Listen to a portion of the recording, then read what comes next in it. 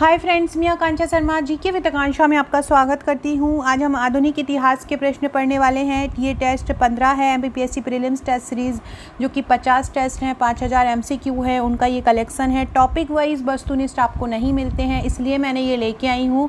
ये आपको topic wise वस्तुनिष्ठ मिल रहे हैं और मैंने इसकी प्राइस भी कम कर दी है।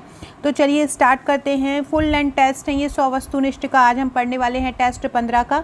ये 5000 प्रश्नों का जो हमारा कोर्स है उसका एक पार्ट है। ये एमपीपीएससी प्रीलिम्स की पूरी टेस्ट सीरीज़ है जिससे आज हम पढ़ रहे हैं।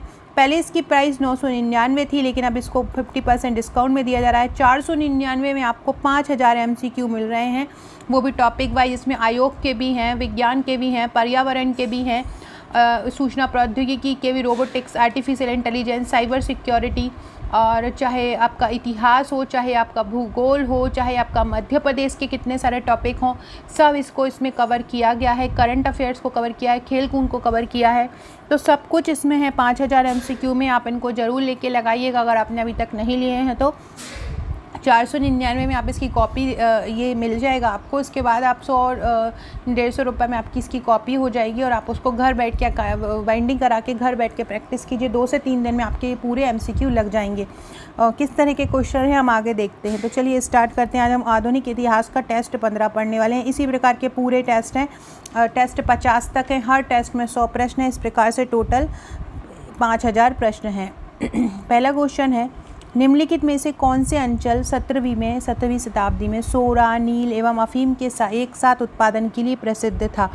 तो कौन सा ऐसा क्षेत्र था जो 17वीं सदी में सोरा के लिए, नील के लिए और अफीम के लिए प्रसिद्ध था? तो वो था बिहार। कौन सा था? बिहार था। अगला है, नई दिल्ली स्थित जंतर मंतर जिसमें वास्तु संबंधी खगोल विज्ञान उपकरण मौजूद हैं, को किसने बनवाया था? सबसे पहले याद रखिएगा जंतर मंतर कहाँ पर है? नई दिल्ली में है। तो इसको किसने बनवाया था? इसको महाराजा जय सिंह द्वितीय ने बनवाया था। जंतर मंतर को किसने बनवाया था? जंतर मंतर को महाराजा जय सिंह द्वितीय ने जंतर मंतर को बनवाया था। अगला है, हवा महल का निर्माण किसने किया था? हवा महल का निर्माण किसने किया था? सवाई प्रताप जय सिंह ने किया था। सवाई प्रताप जय सिंह ने या सवाई जय प्रताप सिंह ने हवा महल का निर्माण किया था। याद रखिएगा, हवा महल का निर्माण किसने किया था? हवा महल का निर्माण महाराजा सवाई प्रताप जय सिंह ने हवा महल का निर्माण किया था। चित्तौड़गढ़ किस वंश की राजधानी थी? किस वंश में चित्तौड़गढ़ का शासन था? तो हाड़ा। चित्तौड़गढ़ किस वंश की राजधानी थी? हाड़ा। चित्तौड़गढ़ किस वंश की राजधानी थी? हाड़ा। टावर ऑफ विक्ट्री, जय स्तंभ या विजय का स्तंभ, विजय का खंबा, विजय का स्तंभ, ये कहाँ पे स्थित है? टावर ऑफ विक्ट्री कहाँ पर स्थित है? राजस्थान में है। कहाँ पर स्थित है टावर ऑफ विक्ट्री? विजय का खंबा या विजय का स्तंभ राजस्थान में। मक्का में काबा इस्लाम के सबसे पवित्र स्थान को किस नाम से जाना जाता है? काबा जो कि मक्का में है और इस्लाम का सर्वाधिक पवित्र स्थान है, इसको और किस नाम से जाना जाता है? इसको जाना जाता है मस्जिद अल हरम के नाम से। क्या बोलते हैं इसको? मस्जिद अल हरम बोला जाता है। 1505 ईस्वी में भारत में पहले पुर्तगाली वायसराय द्वारा किस किले का निर्माण कराया गया था? 1505 में भारत में पहले पुर्तगाली वायसराय द्वारा किस किले का निर्माण कराया गया था? सेंट एंजेलो फोर्ट का निर्माण कराया गया था पहले पुर्तगाली वायसराय द्वारा। कौन सा? Saint Angelo fort. Sawai Jai Singh द्वारा निर्मित जंतर मंतर क्या है? सवाई जय सिंह द्वारा निर्मित जंतर मंतर क्या है? लैंडस्केप है, वेधशाला है, या एक किला है, या संग्रहालय है? तो यह एक खगोलीय वेधशाला है। जंतर मंतर क्या है? एक खगोलीय वेधशाला है। अगला क्वेश्चन है, जोधपुर के किले का निर्माण किसने किया था? जोधपुर के किले का निर्माण किया था राव जुदासी। फ्रेंड्स, मेरा ये वाले चैनल के अलावा मेरा एक अनदर चैनल भी है, जीके ट्रिक विद आकांक्षा। वहाँ पे मैं बहुत अच्छी अच्छी ट्रिक आपको एग्ज़ाम के लिए करा रही हूँ। कल मैंने राज्यपाल से संबंधित जितने भी राज्यपाल हैं उनकी ट्रिक कराई थी और उससे संबंधित प्रश्न करा। उससे पहले मैंने मुख्यमंत्री कराए थे, मध्य प्रदेश का पूरा मंत्री मेरे से ट्रिक द्वारा करवाया है। मध्य प्रदेश के किले और उन किलों का निर्माण किसने कराया? ये ट्रिक द्वारा करवाया है। अभी हमारे भारत और विश्व में जितनी भी प्रथम महिलाओं की नियुक्ति हुई है करंट में, जैसे कि ट्यूनीसिया की पहली महिला प्रधानमंत्री या बारबाडोस की पहली महिला राष्ट्रपति, तो ये सभी मैंने वहाँ ट्रिक द्वारा करवाया। उसकी लिंक कमेंट बॉक्स में मिल जाएगी। याद रखिएगा, कमेंट बॉक्स में मिलेगी, क्योंकि डिस्क्रिप्शन बॉक्स में आपको हमारी बहुत सारी लिंक हैं, व्हाट्सअप, टेलीग्राम, फेसबुक, ट्विटर और इंस्टाग्राम की। इन सब से भी जुड़ जाइएगा। इनकी लिंक आपको डिस्क्रिप्शन बॉक्स में मिलेगी और मेरे न्यू चैनल की लिंक आपको कमेंट बॉक्स में मिलेगी। खालिस्तान वास्तुकला खगोलीय उपकरण का एक संग्रह है। तो अभी हमने पढ़ा जंतर मंतर जो दिल्ली है वो वास्तुकला खगोलीय उपकरण का एक संग्रह है। भारत में कौन सा प्रदेश यूरोपियनों को उत्तम कोटि का नमक और अफीम उपलब्ध कराता है? तो कौन कराता है यूरोपियों को, मतलब यूरोपियों को देता है नमक और अफीम? तो ये देता है बिहार। बिहार की कैपिटल है पटना। फोर्ट सेंट जॉर्ज और फोर्ट विलियम को उनके अलग अलग नाम से बताइए, कहाँ कहाँ उनका क्षेत्र था? फोर्ट सेंट जॉर्ज और फोर्ट विलियम ये कहाँ पे है? फोर्ट सेंट जॉर्ज मद्रास और फोर्ट विलियम कलकत्ता। कहाँ पे है? फोर्ट सेंट जॉर्ज मद्रास और फोर्ट विलियम कलकत्ता। अब हमको इनकी सूची बताना है, कौन क्या रहा था, कौन भारत का पहला राज्यपाल, दूसरा राज्यपाल, फिर भारत में जेसुइट संत एक्सवीर के साथ ये कौन कौन क्या रहे थे। तो सबसे पहले अल्बुकर्क क्या कहा, अल्बुकर्क ने क्या किया था? अल्बुकर्क ने क्या किया था? भारत के दूसरे राज्यपाल, ये अंग्रेज़ों के शासनकाल के समय हैं, तो ये भारत के दूसरे राज्यपाल बने थे। फिर है नीना डा चुन्ना, नीना डा कुन्ना है ये, नीना डा कुन्ना ने कोचीन से राजधानी गोवा में स्थानांतरित, मतलब कोचीन से गोवा में प्रमुख कार्यालय को स्थानांतरित किया था। फिर अल्फांसो क्या है? अल्फांसो भारत के एक जेसुइट एक संत थे। इसके बाद है अलमडेरा, तो ये भारत का पहला राज्यपाल था। कौन था भारत का पहला राज्यपाल? फ्रेंड्स, कोई भी अगर ऑप्शन गलत हो जाता है मुझसे तो मैं आपको उसको सही करवा दूंगी कमेंट बॉक्स में, तो कमेंट ज़रूर चेक किया कीजिए। जामोरिन कौन था? आपने जामोरिन का नाम सुना होगा, जब ये वास्को डी गामा आए थे तो उस समय भी आपने सुना होगा इनका नाम। जामोरिन कौन थे? तो जामोरिन जो था कालीकट का हिंदू शासक था। कौन था जामोरिन? जामोरिन कालीकट का हिंदू शासक था। वास्को डी गामा ने भारत के किस पहले बंदरगाह का दौरा किया था? तो वास्को डी गामा ने सबसे पहले कालीकट का दौरा किया था। किस स्थान पर डच व्यापारियों ने फैक्ट्री स्थापित की थी? डच व्यापारियों ने फैक्ट्री स्थापित की थी पुलिकट में। कहाँ पे स्थापित की थी डच व्यापारियों ने? पुलिकट में। वास्को डी गामा समुद्री मार्ग से भारत कब आया था? 1498 में आया था।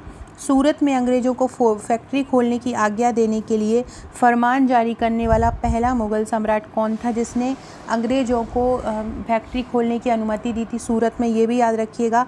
ये आ सकता है कि जहांगीर ने अंग्रेज़ों को फैक्ट्री खोलने के लिए आज्ञा कहाँ पर दी थी? सबसे पहले अंग्रेज़ों ने फैक्ट्री कहाँ स्थापित की थी? तो याद रखिएगा सूरत में की थी। और जहांगीर ने यहाँ पे अनुमति दी थी फरमान जारी करके कि अंग्रेज़ यहाँ पे खोल सकते हैं। यही मेन गड़बड़ हो गई थी और अंग्रेज़ हमारे यहाँ आ गए थे। ना वो फैक्ट्री खोलते, ना उनका लालच बढ़ता, ना वो अंग्रेज़ों हिंदुओं की या हमारे इंडियंस की कमज़ोर जो नस है उसको पकड़ते, और ना हमारे देश मतलब इतना ज़्यादा बंधन में बंधा हुआ होता। पुर्तगालियों ने गोवा को किस वर्ष में हस्तगत किया? किस वर्ष कैप्चर्ड किया? किस वर्ष पकड़ा? गोवा को अपने अधिकार में कब लिया पुर्तगालियों ने? तो पुर्तगालियों ने गोवा को अपने अधिकार में कब लिया? 1510 में लिया। पुर्तगालियों ने गोवा को अपने अधिकार में कब लिया था? 1510 में लिया था। भारतीय राष्ट्रीय कांग्रेस की स्थापना कब हुई थी? 1885 में भारतीय राष्ट्रीय कांग्रेस की स्थापना हुई थी। गोवा में सती प्रथा समाप्त करने वाला पहला पुर्तगाली गवर्नर कौन था? गोवा में सती प्रथा समाप्त करने वाला पहला पुर्तगाली गवर्नर था अल्बुकर्क। कौन था? अल्बुकर्क था। भारत के समुद्री मार्ग की खोज किसने की थी? भारत के समुद्री मार्ग की खोज की थी वास्को डी गामा ने। अंग्रेजी शासक चार्ल्स द्वितीय को किसकी राजकुमारी से विवाह करने के लिए बम्बई दहेज में दिया था? तो पुर्तगाल की राजकुमारी से विवाह करने के लिए। फ्रेंड्स, इसका नेक्स्ट वीडियो मैं रामसर स्थल करवाऊंगी आपको। रामसर से कुछ 5-10 मिनट का वीडियो रहेगा तो रामसर स्थल आपका क्लियर हो जाएगा। अभी 2021 और 22 में कौन कौन से रामसर स्थल को चुना है। भारत में ब्रिटिश का फ्रांसीसी चुनौती अंत कब हुआ? किस युद्ध के बाद हुआ? बॉन्डीवॉर्स का युद्ध। बॉन्डीवॉर्स का युद्ध जो हुआ था उसके बाद भारत में ब्रिटिश को फ्रांसीसी बार बार चुनौती दे रहे थे, तो अंग्रेज़ों और फ्रांसीसियों का युद्ध हुआ, और जिसके बाद से ये जो चुनौती थी फ्रांस की, वो फ्रांस जो थे पूरी तरह से चले गए थे। लंदन में ब्रिटिश ईस्ट इंडिया कंपनी के गठन के समय भारत का बादशाह कौन था? लंदन में जब ब्रिटिश ईस्ट इंडिया गठित हुई थी तब भारत का बादशाह कौन था? तब भारत का बादशाह था अकबर। लंदन में जब ब्रिटिश ईस्ट इंडिया कंपनी गठित हुई थी तब भारत का बादशाह कौन था? अकबर था। भारतीय राष्ट्रीय कांग्रेस की प्रथम महिला अध्यक्ष कौन थी? प्रथम महिला अध्यक्ष थी एनी बेसेंट। ये आयरलैंड की थी। अब आपको बताना है कि ये कौन से कहाँ के थे। वास्को डी गामा कहाँ का था? तो वास्को डी गामा कहाँ के थे? पुर्तगाल के थे। फिर है क्रिस्टोफर कोलंबस कहाँ का था, क्रिस्टोफर कोलंबस स्पेन का था। फिर है कैप्टन कुक कहाँ थे, कैप्टन कुक ग्रेट ब्रिटेन के थे। और तस्मान कहाँ के थे, तस्मान जो थे वो हॉलैंड के थे। अगला क्वेश्चन है, भारत में पुर्तगाली शक्ति का वास्तविक संस्थापक कौन था। पुर्तगाली शक्ति का वास्तविक संस्थापक था अल्बुकर्क। कौन था पुर्तगाली शक्ति का वास्तविक संस्थापक, तो वो था अल्बुकर्क था। कौन था, अल्बुकर्क था पुर्तगाली शक्ति का वास्तविक संस्थापक। पुर्तगालियों ने भारत में किस स्थान पर प्रथम किले का निर्माण करवाया था, पूर्ण किले का निर्माण करवाया था, तो कहाँ पे करवाया था, ये करवाया था कन्नारौर में। कहाँ पे कराया था, कन्नारौर में कराया था। कौन कलकत्ता का संस्थापक था, कलकत्ता का संस्थापक कौन था, जॉब चॉर्नॉक। कौन था कलकत्ता का संस्थापक, कलकत्ता का संस्थापक था जॉब चॉर्नॉक। और पुर्तगालियों ने किले का निर्माण किया था कोचीन में, ये कन्नौर में नहीं किया था, कोचीन में किया था। पुर्तगालियों ने प्रथम पूर्ण किले का निर्माण कोचीन में किया था। और कलकत्ता का संस्थापक कौन था, कलकत्ता का संस्थापक था जॉब चॉर्नॉक। ईस्ट इंडिया कंपनी की प्रथम फैक्ट्री कब स्थापित की गई, अभी मैंने बताया था कि सूरत में ईस्ट इंडिया कंपनी की प्रथम फैक्ट्री स्थापित की गई है। कहाँ पर, सूरत में। अगला क्वेश्चन है, कौन सा अंग्रेज जनरल था जिसने 1760 में बॉन्डीवॉस के युद्ध में काउंट डी लैली को पराजित किया। अभी हमने ये डी लैली याद रखिएगा आप। तो जो अभी मैंने बताया था बॉन्डीवॉस का युद्ध ही ऐसा था जिससे अंग्रेज़ों ने फ्रांसीसियों की चुनौती को हमेशा के लिए समाप्त कर दिया था। तो ऐसा कौन सा था जिसने बॉन्डीवॉस के युद्ध में डी लैली को पराजित किया था, जनरल आयरकूट। जो जनरल आयरकूट के नेतृत्व में ही ये बॉन्डीवॉस का युद्ध हुआ था और इसने डी लैली को पराजित किया था। हैदराबाद के निज़ाम के राजवंश का नाम क्या था, निज़ाम शाही। किसने भारत में फ्रेंच शक्ति को समाप्त कर दिया था, फ्रेंच शक्ति को समाप्त किसने किया था, बॉन्डीवॉस के युद्ध ने। 1760 में बॉन्डीवॉस का युद्ध हुआ था, इन्होंने समाप्त किया था।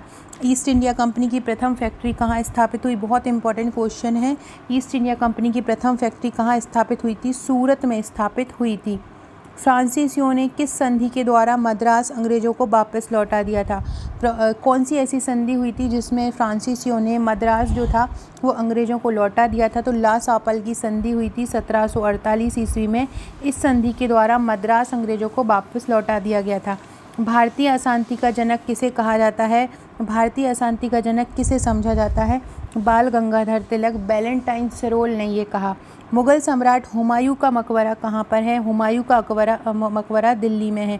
कर्नाटक युद्ध किसके बीच लड़े गए थे, कर्नाटक युद्ध अंग्रेज़ों और फ्रांसीसियों के बीच लड़े गए थे और ये 3 कर्नाटक युद्ध हुए थे।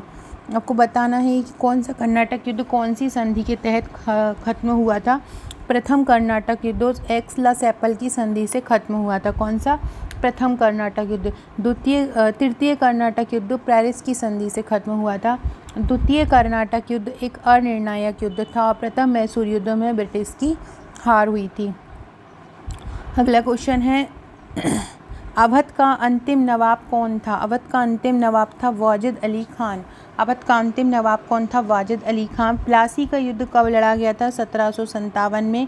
ब्लैक होल का जो एपिसोड हुआ था, ब्लैक होल जो घटना हुई थी वो कहाँ पर हुई थी, ब्लैक होल की घटना कलकत्ता में हुई थी। एक काल कोठरी में, एक छोटे से कमरे में बहुत सारे अंग्रेज़ों को बंद कर दिया था। चैत सिंह और नंद कुमार का प्रसिद्ध अध्याय किस गवर्नर जनरल की काल में घटा, चैत सिंह और नंद कुमार का ये घटा था वॉरेन हेस्टिंग्स के काल में। किसके गवर्नर जनरल के काल में घटा, वॉरेन हेस्टिंग्स के काल में घटा। तथाकथित ब्लैक होल घटना का एक तरफा विवरण हमें एक अंग्रेज से प्राप्त होता है, वह अंग्रेज कौन था, वो था हॉलवेल। किससे हमें ब्लैक होल घटना के बारे में पता चला, तो वो है हॉलवेल। हॉलवेल से हमें को पता चला। मुर्शिद कुली खान ने ढाका से अपनी राजधानी कहाँ स्थानांतरित की थी, मुर्शिदाबाद। बक्सर के युद्ध के समय दिल्ली का शासक कौन था, बक्सर के युद्ध के समय दिल्ली का शासक था शाह आलम द्वितीय। अंग्रेज़ों और मीर कासिम के बीच बक्सर का युद्ध किस वर्ष हुआ था, अंग्रेज़ों और मीर कासिम के बीच बक्सर का युद्ध 1764 ईस्वी में हुआ था। 1757 में प्लासी के युद्ध में सिराजुद्दौला के साथ किसने विश्वासघात किया, मीर जाफ़र ने किया। 1757 में प्लासी के युद्ध में सिराजुद्दौला के साथ किसने विश्वासघात किया था, मीर जाफ़र ने सिराजुद्दौला के साथ विश्वासघात किया 1757 में।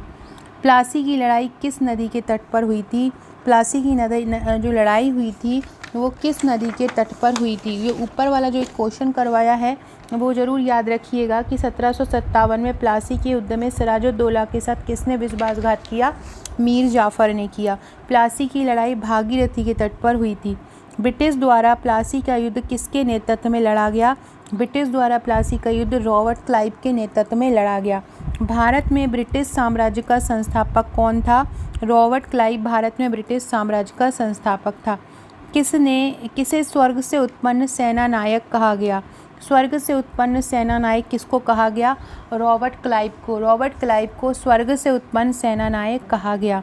सबसे अधिक निर्णायक युद्ध किसने अंग्रेजों के भारत में प्रभुत्व को समाप्त किया? सबसे अधिक निर्णायक युद्ध कौन सा था जिसने अंग्रेजों के भारत में प्रभुत्व को समाप्त कर दिया? वो था बक्सर का युद्ध। बक्सर के युद्ध के समय दिल्ली का शासक कौन था? शाह आलम द्वितीय था।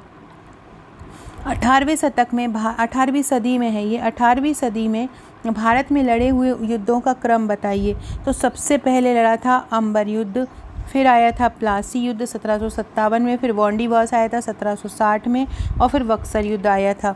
रंजीत सिंह किस सिख मिसल के संबंध रखते थे? रंजीत सिंह संबंध रखते थे सुकरचकिया मिसल से। कौन से सिख गुरु कूका के द्वारा सिखों के अकेले सच्चे गुरु के रूप में पहचाने जाते हैं? कौन से सिख गुरु? तो ये पहचाने जाते हैं गुरु गोविंद सिंह। गुरु गोविंद सिंह को सच्चे गुरु या सच्चा पातशाह बोला जाता है। किसको? गुरु गोविंद सिंह को। कौन सी एक मद्रास की संधि के साथ समाप्त हुआ था? प्रथम मैसूर युद्ध हुआ था। प्रथम मैसूर युद्ध मद्रास की संधि के साथ समाप्त हुआ था। याद रखिएगा कौन सा युद्ध हुआ था? प्रथम मैसूर युद्ध मद्रास की संधि के साथ समाप्त हुआ था। प्रथम मैसूर युद्ध मद्रास की संधि से। श्रीरंगपट्टनम की संधि कब हुई थी? श्रीरंगपट्टनम की संधि हुई थी 1792 में। रंगपट्टनम की संधि कब हुई थी?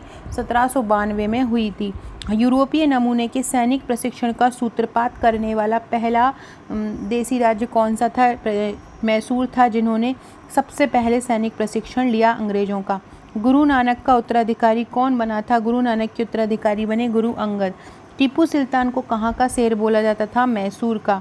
टीपू सुल्तान ने किस एंग्लो मैसूर युद्ध में अपने प्राण त्यागे थे? चौथे मैसूर युद्ध में त्यागे थे। प्रथम आंग्ल मैसूर युद्ध में कौन विजयी रहा? प्रथम एंग्ल मैसूर युद्ध में हैदर अली विजयी रहा था। 1766 से 69 में ये हुआ था प्रथम आंग्ल मैसूर युद्ध। टीपू सुल्तान ने अपनी राजधानी किसको बनाया था? श्रीरंगपट्टनम को बनाया था। निम्नलिखित भारतीय शासकों में से वो कौन था जिसने विदेशों में आधुनिक पद्धति के दूतावास खोले थे? वो कौन था? तो वो था टीपू सुल्तान। अंग्रेजों ने श्रीरंगपट्टनम की संधि किसके साथ की थी? टीपू सुल्तान के साथ की थी। सिखों के दूसरे गुरु कौन थे? सिखों के दूसरे गुरु कौन थे? तो देखो सिखों के दूसरे गुरु थे देखो सबसे पहले थे गुरु नानक और उनके ही शिष्य कौन थे? गुरु अंगद। तो ये दूसरे थे। अमृतसर की संधि कब हुई थी? अमृतसर की संधि हुई थी 1809 में। अमृतसर की संधि कब हुई थी? अमृतसर की संधि हुई थी 1809 में। गुरु गोविंद सिंह की समाधि कहाँ पर बनाई गई है? नांदेड़ में बनाई गई है। गुरु गोविंद सिंह की समाधि कहाँ बनाई गई है? नांदेड़ में बनाई गई है। सिखों को एक सैनिक एवं लड़ाकू समुदाय में परिवर्तित करने का श्रेय किसको है? जिसने सिखों को एक सैनिक एवं लड़ाकू समुदाय में परिवर्तित किया वो है गुरु हरगोविंद। गुरु हरगोविंद ने सिखों को एक सैनिक और लड़ाकू समुदाय में मतलब कहा कृपाण रखो, चोटी धारण करो, ये सभी बोला अर्जुन देव ने। वे सिख गुरु कौन थे जिन्होंने 1699 में आनंदपुर साहिब में खालसा की स्थापना की? तो वो कौन थे जिन्होंने खालसा की स्थापना की थी? तो वो थे गुरु गोविंद सिंह। अगला है निम्नलिखित में से किस सिख गुरु के नेतृत्व में सिख राजनीतिक व सैनिक रूप से संगठित हुए? हरगोविंद के काल में सिख राजनीतिक व सैनिक रूप से संगठित हुए। अकाल तख्त का निर्माण किसने कराया? अकाल तख्त का निर्माण भी गुरु हरगोविंद ने करवाया। अकाल तख्त का निर्माण किसने करवाया? गुरु हरगोविंद ने। सिखों के धार्मिक स्थलों में से कौन सा स्थल भारत में नहीं है? ननकाना साहिब भारत में नहीं है। सिख खालसा की स्थापना किसने की थी? सिख खालसा की स्थापना गुरु गोविंद सिंह ने की थी। स्वर्ण मंदिर किस नदी के किनारे है? स्वर्ण मंदिर अमृत सरोवर झील के किनारे है। किसके किनारे है? अमृत सरोवर झील के किनारे। महाराजा रणजीत सिंह के राज्य की राजधानी क्या थी? लाहौर थी। महाराजा रणजीत सिंह के राज्य की राजधानी कौन सी थी? लाहौर थी। किस सिख गुरु ने अमृतसर की आधारशिला रखी थी? अमृतसर की आधारशिला रखी थी गुरु रामदास ने। किसने रखी थी? गुरु रामदास ने रखी थी। अपने गुरु, उनके गुरु अमरदास की याद में रखी थी अमृतसर की आधारशिला। तो अमृतसर की आधारशिला किसने रखी थी? रामदास ने। महाराजा रणजीत सिंह की राजधानी कौन सी थी? लाहौर थी। रणजीत सिंह ने प्रसिद्ध कोहिनूर हीरा किससे प्राप्त किया था? शाह शुजा से। किससे प्राप्त किया था? शाह शुजा से। 1857 की क्रांति कहाँ से शुरू हुई थी? मेरठ से। वह कौन सा अंग्रेज जनरल था जिसने झांसी की रानी लक्ष्मीबाई को राजद्रोहियों का सर्वोत्तम और बहादुर सेना प्रमुख माना? तो वो थे sir Hugh Rose. British India army में चर्बी वाली कारतूसों वाली नई एनफील्ड राइफलें कब आई थी? जनवरी 1857 में आई थी। सूची को सुमेलित करना है, कौन कहाँ से था, इसको बताना है कौन कहाँ से था और कौन, अच्छा ये बताना है इनमें से कौन से जोड़े सही हैं। तो वो नाना साहिब कानपुर से थे, ये बिल्कुल सही है, नाना साहिब कानपुर से थे। हजरत महल लखनऊ से थे, ये भी सही है। रानी लक्ष्मीबाई झांसी से, ये भी सही। खान बहादुर महाराज थे, ये सही नहीं है। कुंवर सिंह बरेली से थे, बिहार से नहीं थे। 1, 2, 3 आंसर आपका सही हो जाएगा। वे कौन से उर्दू शायर थे जिसने दिल्ली के पुरुष नागरिकों को अंग्रेज़ सिपाहियों द्वारा मौत के घाट उतरते देखा था? वो थे मिर्ज़ा गालिब। मिर्ज़ा गालिब ऐसे थे जिन्होंने दिल्ली के नागरिकों को अंग्रेज़ सिपाहियों द्वारा मौत के घाट उतरते देखा था। The Indian war of independence 1857 पुस्तक किसकी थी? वीडी सावरकर की थी। The Indian war of independence 1857। Mangal Pandey जिसने अकेले ही 29 मार्च 1857 को अंग्रेज़ों के खिलाफ बगावत की थी, किस ब्रिटिश इंडिया सेना से संबंधित था? वो बैरकपुर में स्थित 34वीं नेटिव इन्फेंट्री से संबंधित था। किससे? बैरकपुर में स्थित 34वीं नेटिव इन्फेंट्री से।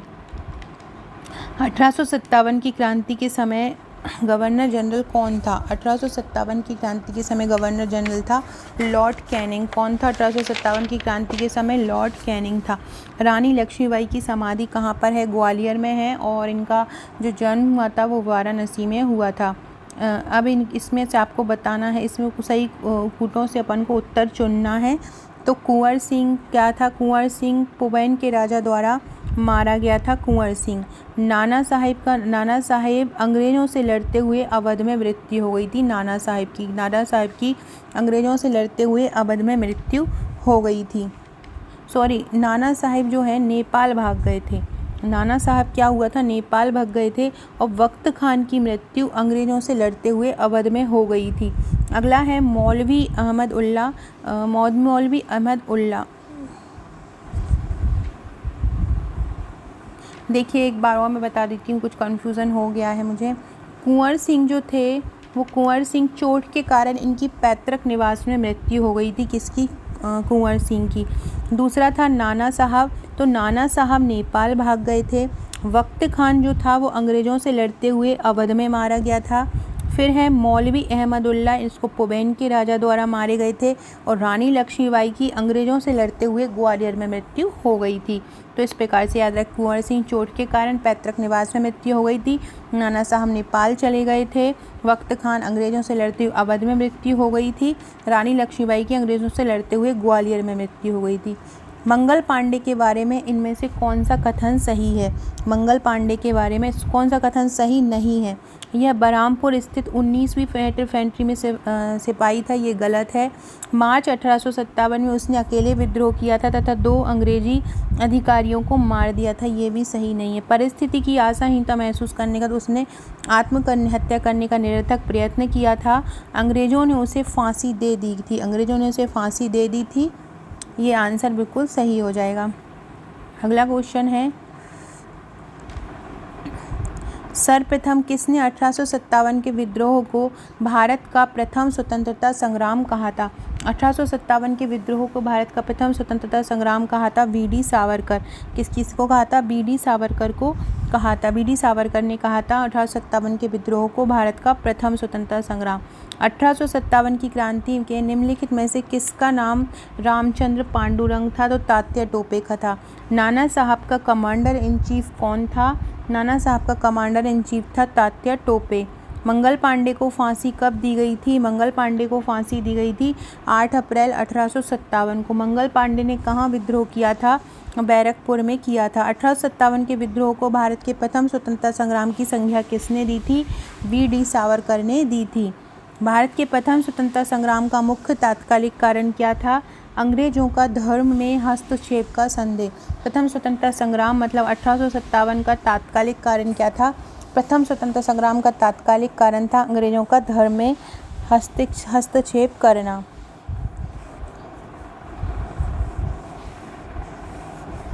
सो फ्रेंड्स, ये थे हमारे 100 क्वेश्चन। अगर कोई क्वेश्चन गलत हो गया होगा तो मैं आपको इसको सही करवा दूंगी कमेंट बॉक्स में।